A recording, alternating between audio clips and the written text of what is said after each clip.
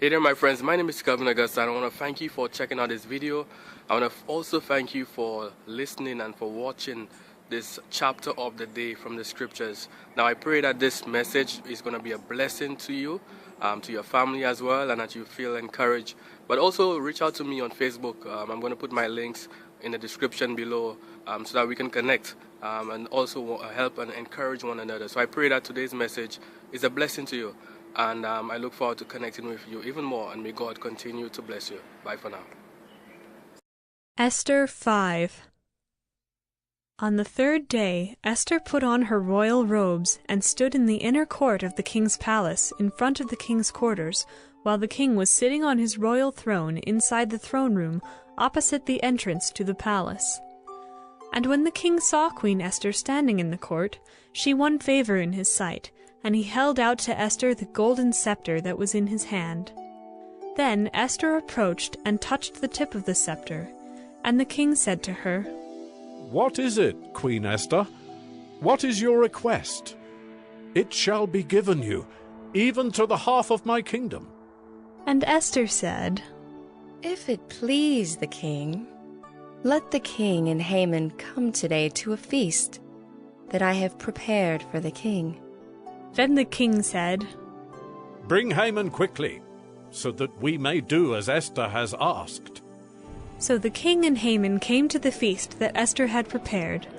And as they were drinking wine after the feast, the king said to Esther, "What is your wish? It shall be granted you. And what is your request? Even to the half of my kingdom it shall be fulfilled."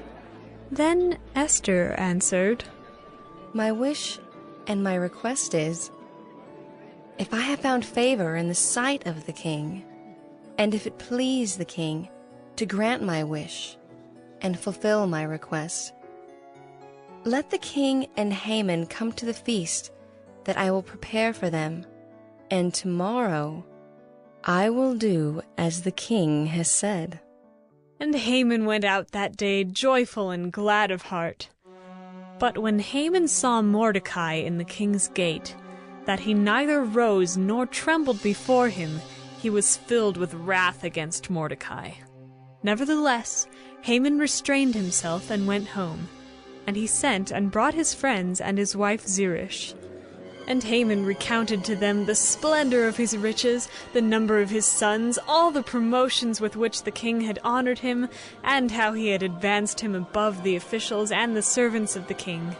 Then Haman said, "Even Queen Esther, let no one but me come with the king to the feast she prepared. And tomorrow also I am invited by her together with the king. Yet all this is worth nothing to me, so long as I see Mordecai the Jew sitting at the king's gate." Then his wife Zeresh and all his friends said to him, "Let a gallows 50 cubits high be made, and in the morning tell the king to have Mordecai hanged upon it. Then go joyfully with the king to the feast." This idea pleased Haman, and he had the gallows made. Hey there my friends, my name is Calvin Augusta again.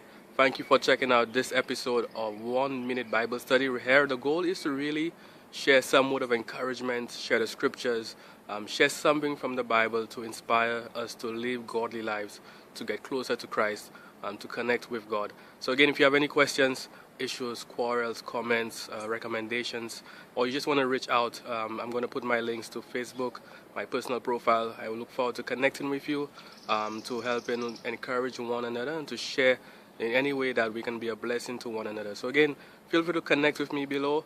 Thank you again for checking out this episode of 1 Minute Bible Study, where we've shared scripture, we've shared encouragement, and I look forward to connecting with you. May God continue to bless you. Bye for now.